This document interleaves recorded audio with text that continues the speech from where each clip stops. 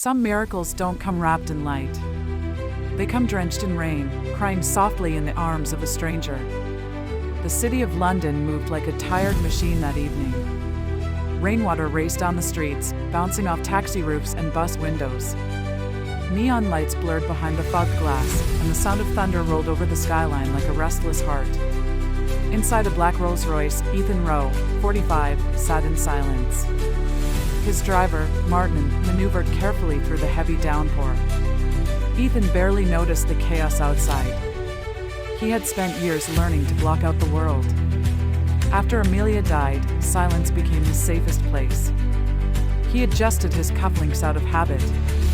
They were silver, Amelia's last gift before her illness worsened. He never took them off. The light ahead turned red. Martin sighed. "Sir, traffic's getting worse. Should I turn toward Tower Bridge?" Ethan looked up briefly. "No. Stay on this lane." "Yes, sir." Outside, people rushed along the pavements, shoes splashing through puddles. Vendors dragged carts under broken umbrellas. The air smelled of rain, petrol, and cold pavement. Ethan checked his phone. A message blinked from his assistant. Reminder, board call at 8 p.m. He put the phone down and rubbed his temples. The board. The stock. The same endless loop. He had built an empire from nothing, but lately, it all felt like dust. Then the car slowed. Through the blur of raindrops on the window, something caught his attention, a figure sitting by a lamppost near the curb. At first, he thought it was just another beggar. Then he saw the babies. 3 of them. Wrapped in thin, torn blankets. Their tiny faces peeked out, wet, trembling, too quiet. The woman holding them sat motionless, her back bent, her soaked hoodie clinging to her skin. She didn't shout for help or raise her hand for coins. She just rocked them gently, as if the whole world had disappeared except for the 3 lives she held. A faint cry rose above the rain. Ethan looked away at first. He told himself it wasn't his business. There were always beggars in the city. He'd donated enough to charity. But something about that sound, so weak, so desperate, pulled him back. He turned again. The woman lifted her head. For a moment, the world outside the car fell silent. Her eyes met his through the glass. Deep ocean blue. The same eyes that had once looked at him from across a hospital bed. Amelia's eyes. His breath caught. He blinked, trying to reason with his mind. It couldn't be. He was seeing things, the color of the streetlights, the reflections, the grief he never buried. But when she looked up again, he felt it. That ache in his chest he hadn't felt in 3 years. "Sir?" Martin's voice broke through his thoughts. Ethan didn't answer at first. "Sir, should I move?" The lights greened. "No," Ethan said quietly. "Stop the car." Martin frowned. "Sir?" "Stop. Now." The Rolls-Royce pulled to the curb. Ethan opened the door before the driver could grab an umbrella. Cold air rushed in, carrying the smell of wet asphalt and city rain. He stepped out, the water soaking through his shoes instantly. "Sir, please, your coat," Martin tried to follow, but Ethan had already crossed into the street. Rain poured harder, stinging his face as he walked toward her.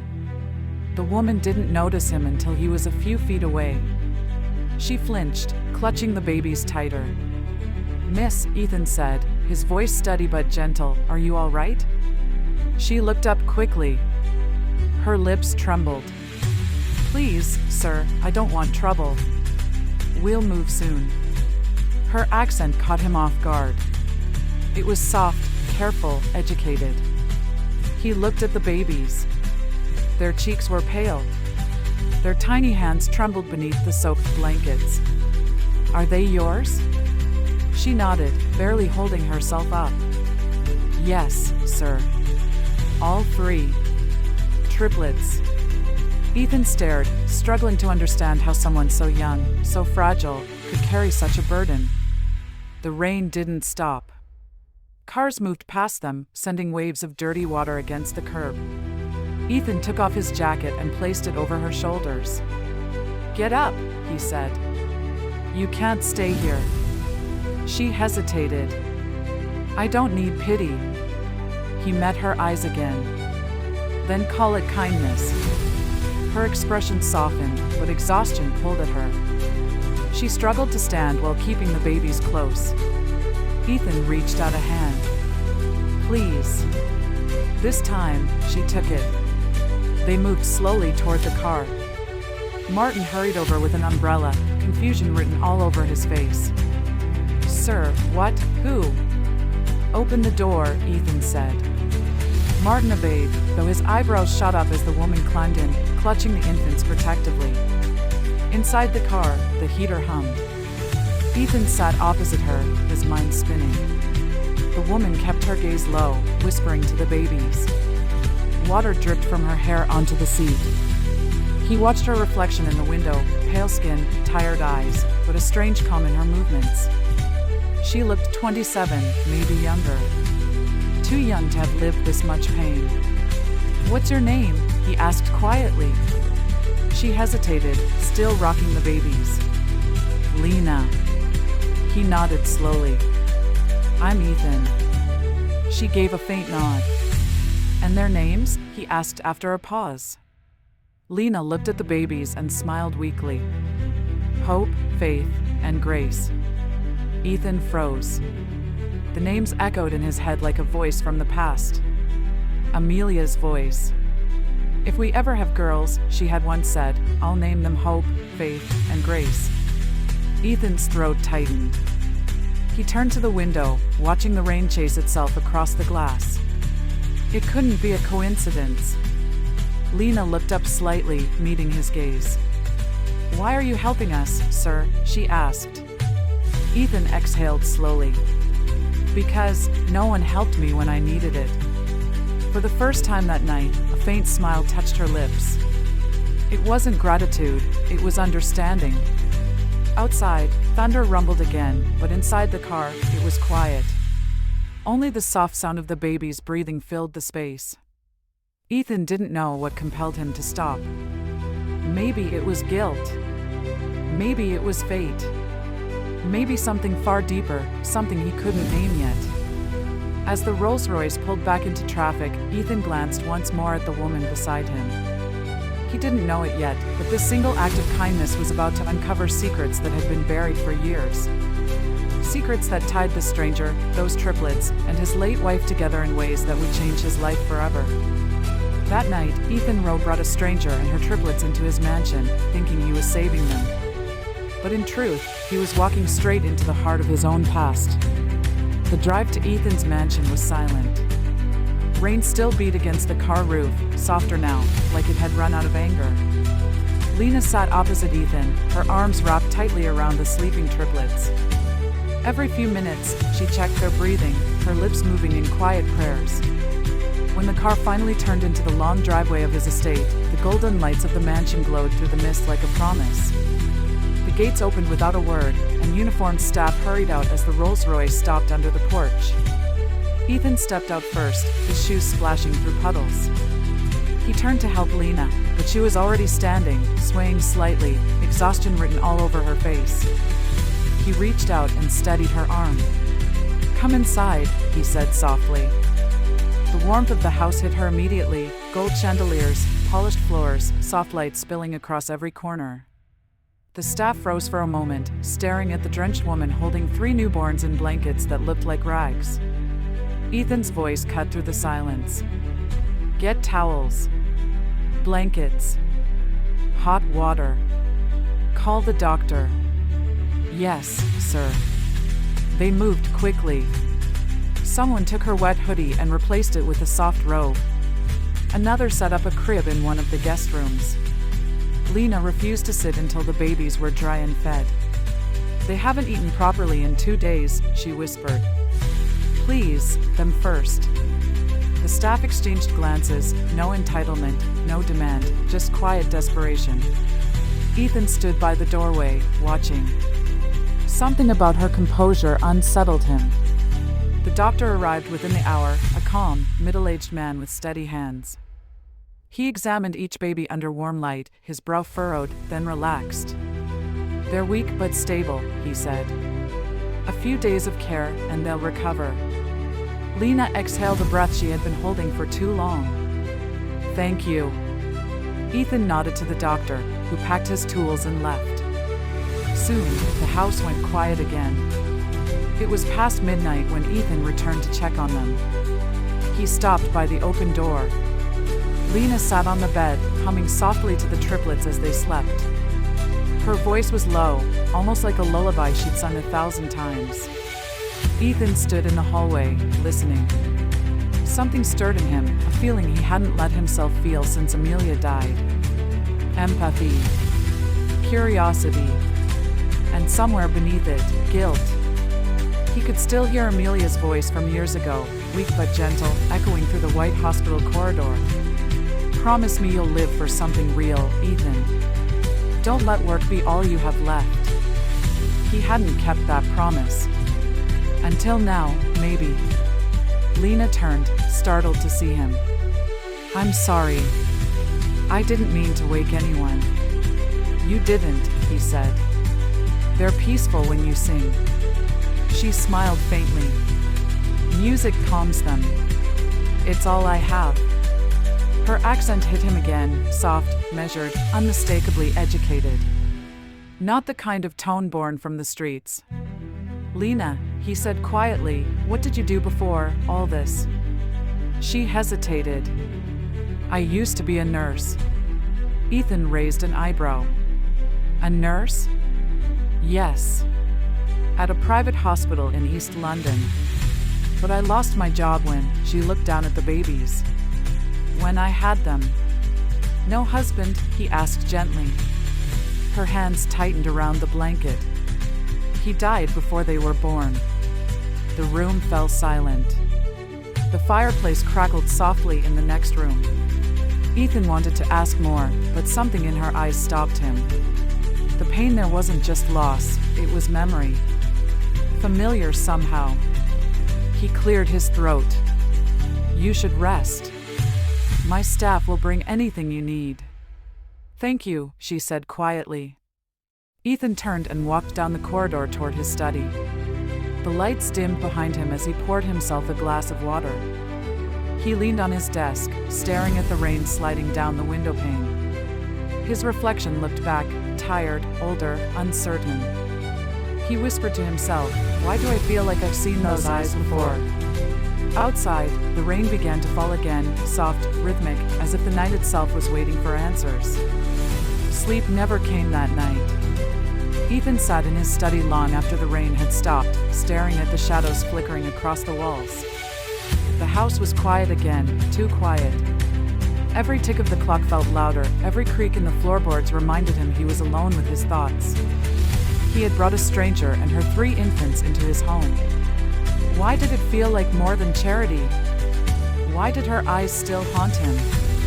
He poured himself another glass of water, trying to shake the thought. But then, like an old wound reopening, memories of Amelia's illness returned, the sterile corridors, the faint smell of antiseptic, her fragile smile as she said, "Promise me you'll live for something real." He whispered to himself, maybe this is what she meant. But doubt crept in immediately. Who is Lena Gray, really? As dawn crept through the curtains, Ethan reached for his phone and dialed a familiar number. Daniel Shaw, a voice answered, half asleep. "It's Ethan," he said, his tone low. "I need you to find everything you can on someone named Lena Gray. Age, history, employment, everything." Daniel paused. "Now?" "Yes." Discreetly. "Understood." Ethan ended the call and rubbed his forehead. He didn't know what he was looking for, truth, reassurance, or a reason to stop caring, but he knew he wouldn't rest until he found it.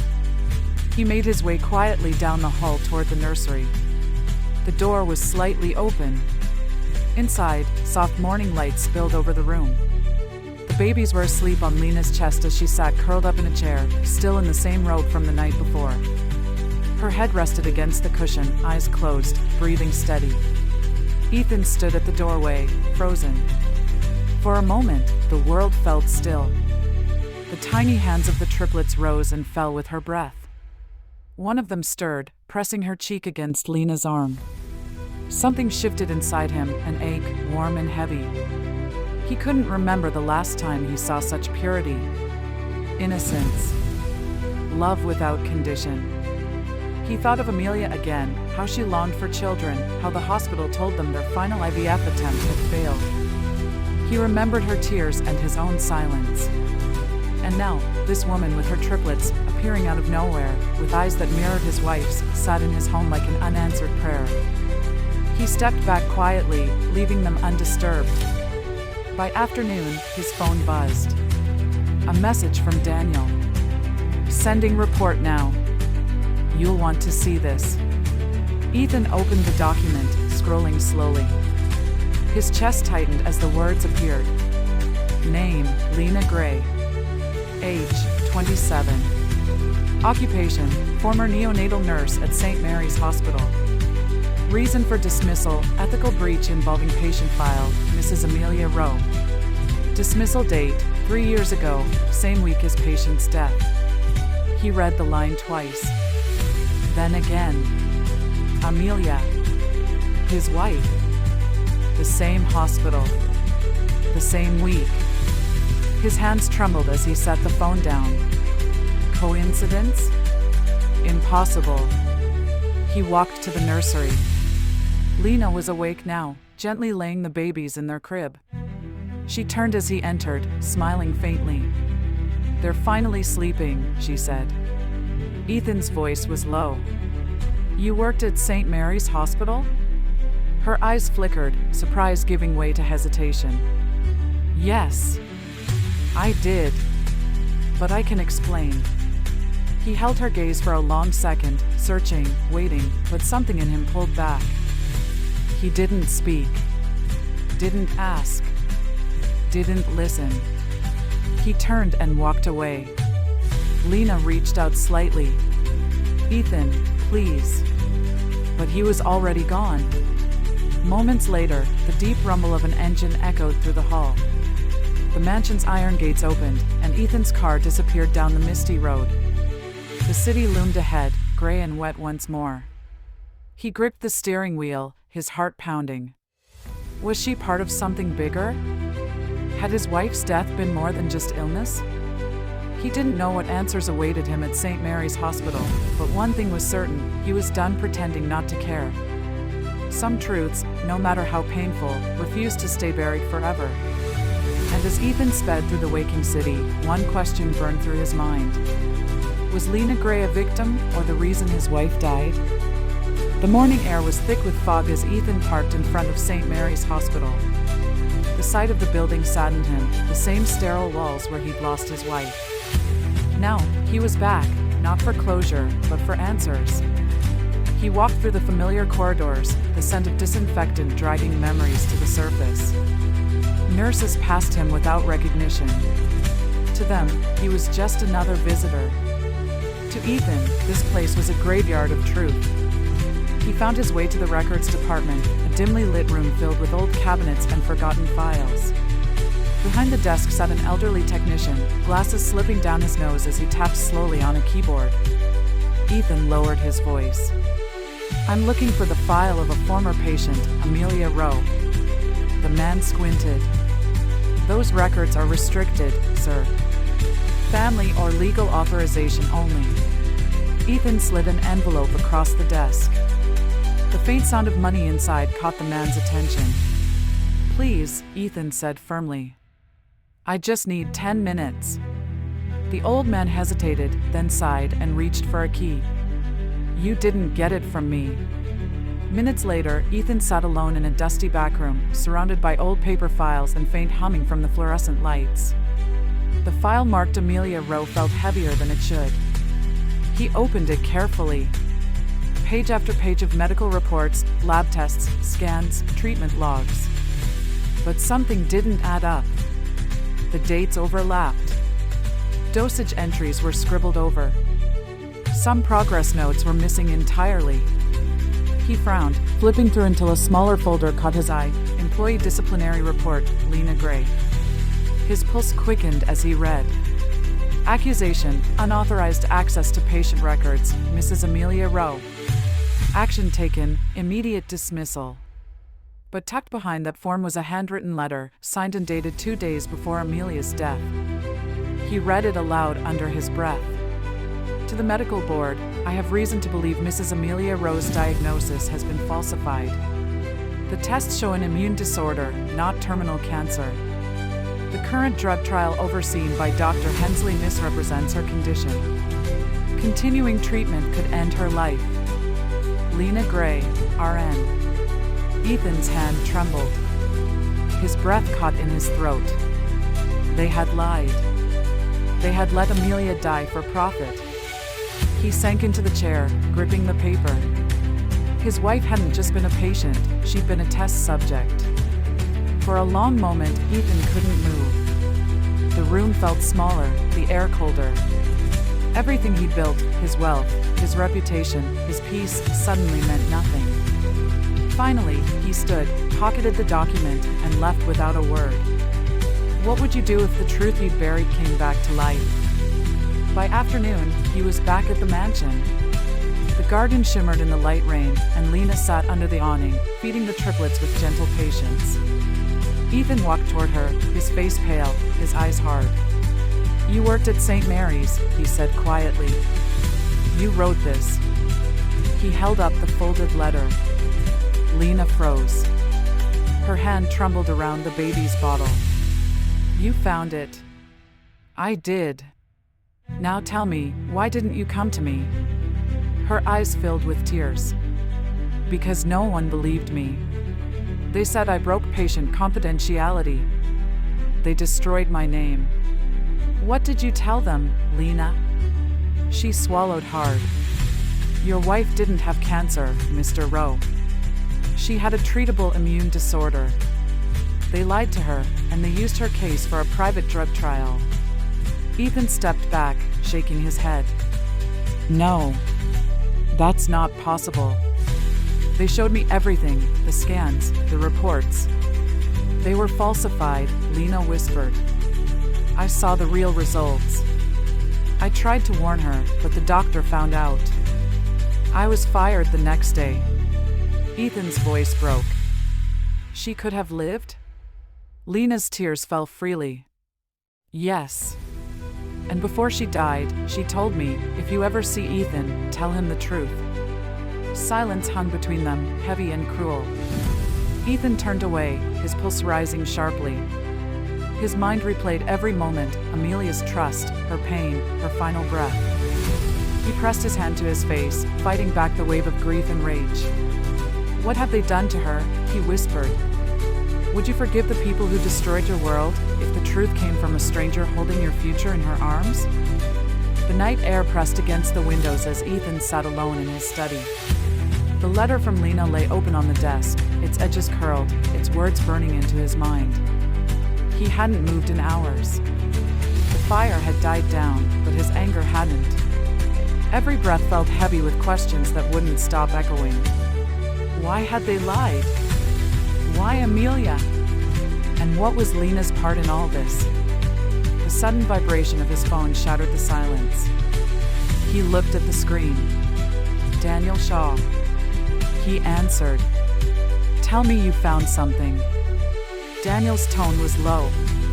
Ethan, I did more digging into St. Mary's trial logs. You might want to sit down. I'm already sitting. There was a pause. They were running an IVF embryo research program under the name Trial 47. The documents were sealed under a private sponsor. But here's where it gets bad. One of the genetic donor files matches yours and Amelia's data from your IVF treatment 5 years ago. Ethan froze. That's impossible. Those embryos were destroyed. No, Daniel said. They weren't. They were stolen. The hospital used them without authorization in their fertility experiments. I've verified the sample IDs, your names are listed. Ethan's grip tightened on the phone. You're saying... I'm saying the babies Lena carried may not be hers, not entirely.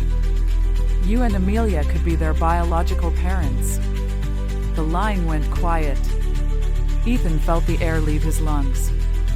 His pulse thudded in his ears. He whispered, "Send me everything." Minutes later, an encrypted folder arrived.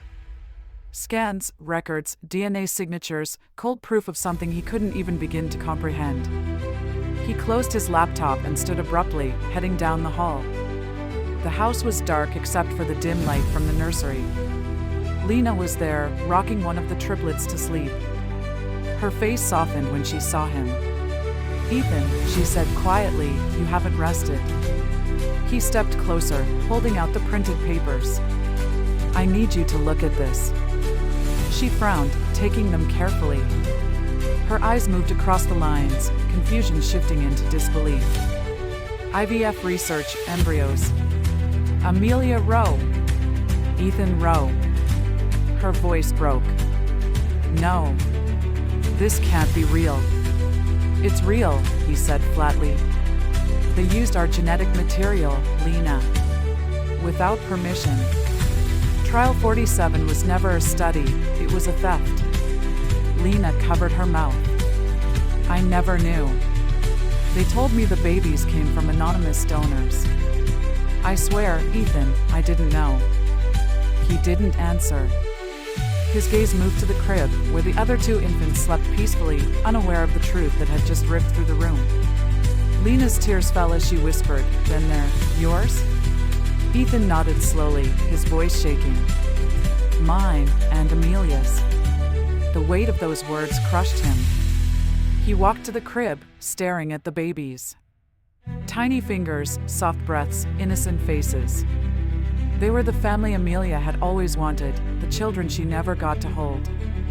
His throat tightened. He knelt beside them, resting a trembling hand on the edge of the crib. "They're hers," he whispered, his voice breaking, "and mine." Lena sank into a chair, sobbing quietly. "I thought I was saving strangers, Ethan. I didn't know I was carrying someone else's pain." He looked at her, no anger, just hollow disbelief. "You gave them life when the world tried to erase it. I don't blame you." For a long while, they both stayed silent. Only the faint hum of the rain outside filled the space. Ethan finally reached down and picked up one of the babies. She stirred slightly, pressing her face against his chest. He held her gently, his tears falling freely now. "You were never supposed to be born this way," he whispered. "But maybe you were meant to find me." He looked at the three sleeping faces, symbols of loss, miracles born from betrayal, and knew his life would never be the same again. Because sometimes, truth doesn't destroy you. It gives you something new to live for. The morning after the discovery, Ethan Rowe was no longer the man he had been a week ago. The truth had ripped him open, but it had also given him purpose. He had spent years building a business empire, now he was ready to burn it all if it meant justice for Amelia, and for the three children who carried her blood. By sunrise, his decision was made. He called Daniel. "File the lawsuit," he said simply. "Against St. Mary's Hospital, their research partners, and everyone who signed those trial papers." Daniel hesitated. "Ethan, this will go public. They'll try to ruin you." "Then let them try," Ethan said. "I'm done hiding." Within 48 hours, the world knew his name again, this time not for innovation or business success, but for scandal. Headlines screamed across every major network. Millionaire CEO accuses St. Mary's Hospital of genetic theft. Triplets born from illegal embryo experiment, CEO claims they're his. Reporters flooded his mansion gates. Drones hovered above the property. Board members called in panic, afraid of collapsing stock prices. But Ethan didn't flinch. He stood before the cameras one morning, dressed in black, Lena beside him holding one of the babies. His voice was calm but carried the weight of loss and conviction. "These children," he began, "are proof of what greed can do. But they're also proof of grace. My wife's life was stolen by a system that valued profit over truth. These 3 little girls are her legacy, and my reason to fight. Flashes lit up the stage like lightning. Questions flew from every direction. Mr. Rowe, are you confirming these are your biological children? Yes, he said without hesitation. DNA doesn't lie. Lena stood quietly beside him, her face pale under the lights. Every word he spoke made her feel exposed, admired by some, hated by others. The cameras zoomed in, catching every tremor in her hands. As they left the press hall, the noise outside grew louder. Crowds shouted, some cheering, others accusing. By evening, the internet had split into 2 sides, one praising Ethan as a hero, the other calling him unstable. Corporate partners demanded statements. The Rowe Tech board questioned his leadership. And worst of all, Lena became a target. Reporters cornered her outside a grocery store. Miss Gray, did you manipulate Ethan Rowe for money? Are the babies really his, or is this another publicity stunt? They threw words like stones, and she walked away in silence, clutching a diaper bag. That night, she found Ethan in his study, surrounded by documents and legal drafts. I can't stay, she said softly. You're losing everything because of me. He didn't look up. You didn't cause this. The world thinks I did, she whispered. If I go, maybe they'll stop. He finally turned, his expression firm. Lena, leaving won't fix this. You're part of this truth. And the truth doesn't hide. Her eyes welled up. You still believe we can win? He nodded slowly. I don't believe. I know. For a moment, the tension broke. The baby's laughter echoed from the nursery upstairs, a fragile sound that carried more strength than either of them could find in words. Across town, in a sleek office high above the city, Dr. Hensley, the hospital CEO, slammed his hand against a desk. Get me the legal team, he barked. We'll bury him before this story ruins us. An assistant nodded nervously. Sir, what about the genetic records? Forge them, Hensley snapped. Make it look like he fabricated everything. The war for truth had begun. Back in the mansion, Ethan stood by the nursery window, watching the rain return, soft, steady, cleansing. Lena stood beside him, holding one of the triplets close. He looked at her, voice steady but filled with quiet resolve. They've taken enough from us, he said. But this time, we fight back. Lena nodded through her tears. Together? Ethan reached for her hand. Together. No matter what it costs. Would you risk everything, your name, your empire, your peace, to expose the truth the world tried to bury? 3 weeks later, the world was watching. The High Court of London buzzed with voices, cameras, and whispers as reporters filled every seat. Outside, protesters waved signs demanding justice, while others accused Ethan Rowe of chasing attention. Ethan stood near the front of the courtroom, his hands clasped, his face calm but pale. Beside him sat Lena, her eyes fixed on the wooden bench before them, clutching a folded handkerchief.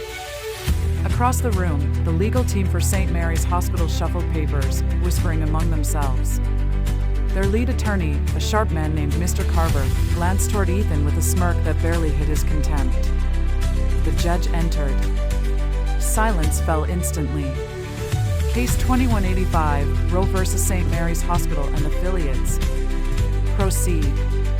Daniel Shaw rose first, adjusting his tie. Your Honor, my client is not seeking profit, but justice. The evidence will show that St. Mary's Hospital used genetic material belonging to Ethan and Amelia Rowe without consent, violating every ethical and legal boundary in medical research. Carver stood slowly. Your Honor, my client denies all accusations. Mr. Rowe's claims are based on emotional instability following his wife's passing. We will also present evidence suggesting Mr. Rowe is unfit to care for the triplets, whose parentage remains questionable. Gasps rippled through the crowd. Cameras clicked. Lena's hands trembled. Ethan's jaw tightened. Carver continued, pacing confidently. This man, once a respected CEO, now stands here spinning conspiracy theories about stolen embryos and corruption, when, in truth, he is a grieving widower projecting his loss onto these children. We ask that custody be transferred to the state pending investigation. Ethan's blood boiled, but Daniel placed a hand on his arm. "Let me handle this." He approached the judge and handed over a folder. "Your Honor, Exhibit A, DNA analysis confirming the triplets share the genetic markers of Ethan and Amelia Rowe. Exhibit B, medical files showing falsified data during Mrs. Rowe's treatment. Exhibit C, Lena Gray's written and verbal testimony detailing the hospital's cover-up." The courtroom murmured. Ethan glanced at Lena. She nodded faintly, then stood when the judge called her forward. "Ms. Gray," the judge said, "in your own words, tell the court what you witnessed." Her voice trembled but grew stronger with each word. "Mrs. Rowe was misdiagnosed. She didn't have cancer. She had a rare immune disorder. When I reported it, I was fired. 2 years later, I was told to assist in a new fertility trial. I had no idea the embryos used belonged to Mrs. Rowe and her husband." Carver scoffed. "And we're expected to believe you, a dismissed nurse with no record of credibility?" Daniel stood sharply. "You'll believe her because the truth doesn't need credentials. It only needs courage." The judge called for silence. Ethan stood slowly. "Your Honor, may I speak?" The judge nodded. Ethan turned to face the room, his voice steady. "They stole from my wife, from science, from truth. But I won't let them steal these children's future. My wife spent her final days believing the world was good. I owe it to her to make that true again." For a moment, the room fell silent. Then came a montage of memory in his mind, Amelia's pale face, her hand in his, her whisper, "Promise me, find peace." He looked down at the floor, whispering, "I'm trying." The judge cleared his throat. "This court will review the evidence and deliver a ruling in 3 days." The gavel struck. Adjourned. Outside, chaos erupted. Reporters swarmed. Microphones shoved into faces. Protesters shouted, some for him, others against him. "Mr. Rowe, are you confident you'll win? Miss Gray, are you in love with him? Who really owns those children?" Daniel and security escorted them through the crowd, but the noise was relentless. In the car, silence replaced the chaos. Lena turned to Ethan, her eyes red but soft. "You did what she would have wanted," she said quietly. "You stood up for the truth." Ethan looked out the window, the city lights flashing across his reflection. "Let's hope the world listens." He exhaled slowly, watching the rain start again, gentle, endless, and uncertain. 3 days. That's all it would take to decide everything, his future, his wife's legacy, and the fate of the 3 little lives sleeping back home. What would you do if justice depended on a single verdict, and the truth had everything to lose? The courtroom was silent. Even the hum of the air conditioner seemed to fade beneath the weight of anticipation. Ethan sat at the front table beside Lena, the triplets' car seats lined up near their feet. They slept peacefully, unaware that their future was about to be decided by strangers in black robes. Rain tapped lightly on the tall windows, a quiet reminder of how this all began. Across the aisle, the St. Mary's lawyers whispered urgently among themselves. Their lead attorney, Carver, looked pale for the first time since the trial began. Ethan's hands tightened together. He had faced shareholders, boardrooms, and loss, but nothing compared to the tension in that moment. When the judge finally entered, the entire room rose. Ethan's pulse quickened. The judge cleared his throat and began reading the verdict. After careful review of evidence and testimony, this court finds that St. Mary's Hospital and its research partners engaged in unauthorized genetic experimentation, utilizing embryos belonging to Ethan and Amelia Rowe. A collective gasp filled the room. Cameras flashed. Reporters leaned forward. The judge continued. This court further confirms that the triplets, Hope, Faith, and Grace Rowe, are the biological children of Ethan and Amelia Rowe. Custody shall remain with Mr. Rowe, who acted in good faith upon discovery of the truth. Lena's hand flew to her mouth. Tears welled in her eyes. The judge's tone hardened. Additionally, the Crown shall open a criminal investigation into the parties responsible for falsified records and medical negligence leading to Mrs. Amelia Rowe's death. Restitution is ordered to the Rowe estate and to Ms. Lena Gray for wrongful dismissal and emotional distress. The gavel struck once, echoing through the hall. Case closed. For a heartbeat, the world stood still. Then relief hit Ethan like a wave. His chest loosened. His vision blurred. He turned to Lena, who was already crying quietly. Their eyes met, no words, just the shared understanding that truth had finally won. Reporters surged forward as soon as they stepped outside. Mr. Rowe! How do you feel? Miss Gray, what happens now? Ethan shielded his eyes from the flashing lights and said only, truth won today. That one line spread across every news station by nightfall. Hours later, the mansion was quiet again. The rain had returned, falling softly against the windows. The fire in the living room burned low, casting gold light across the walls. The triplets slept soundly in their crib, their tiny breaths steady and calm. Ethan sat beside Lena on the couch, both of them exhausted but peaceful for the first time in months. He looked at her, his voice gentle. You lost everything for the truth.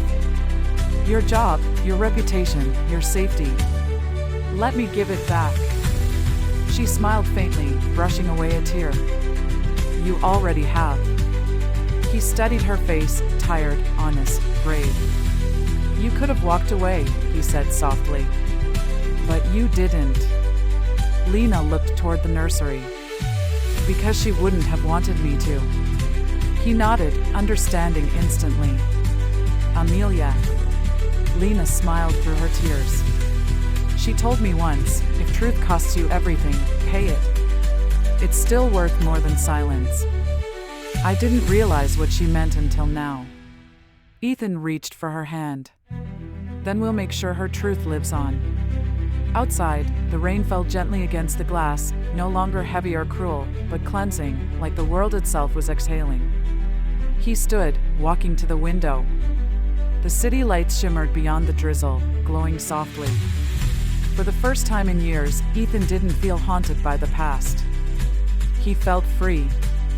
He whispered, justice doesn't bring back what we lost, but it gives meaning to what remains.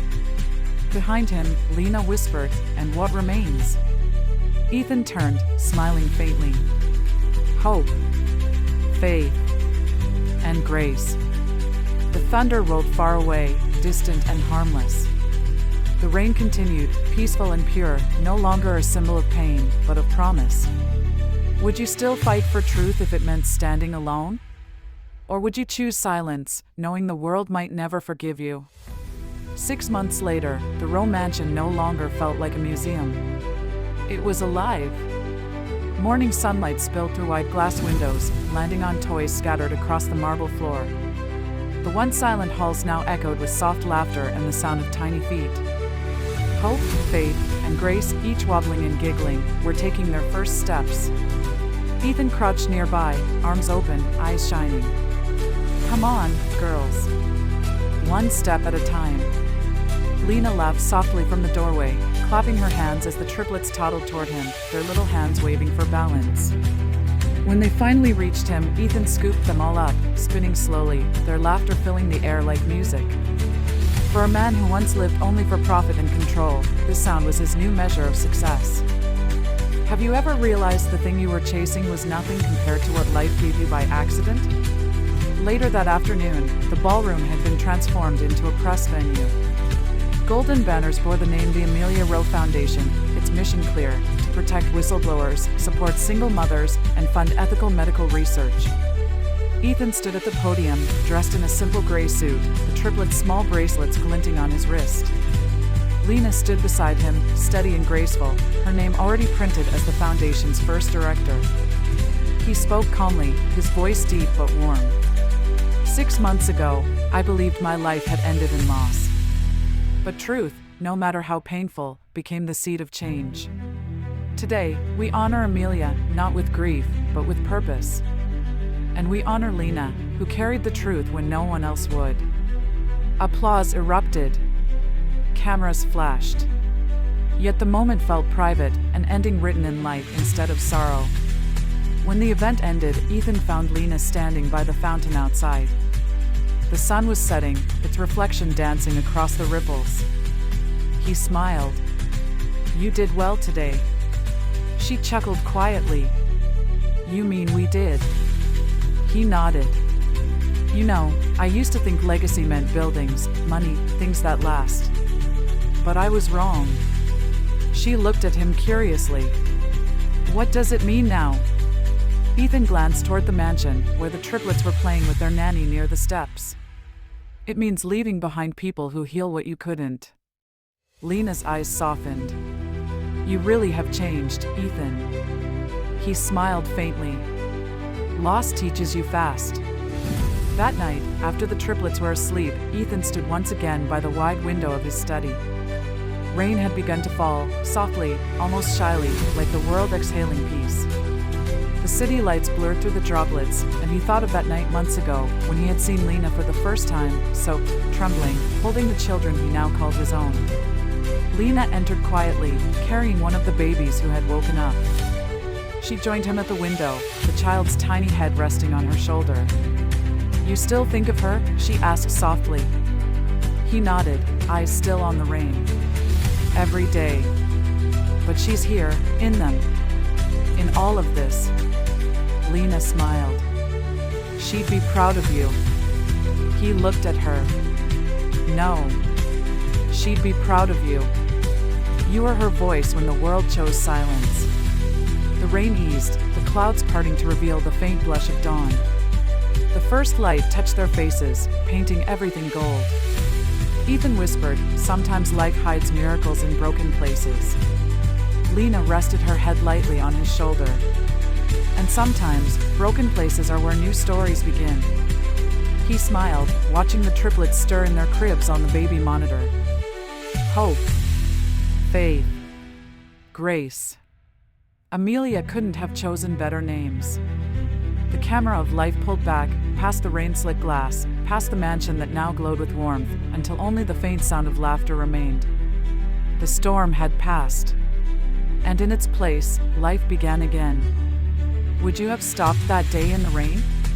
Or would you have driven past the miracle waiting to change your life?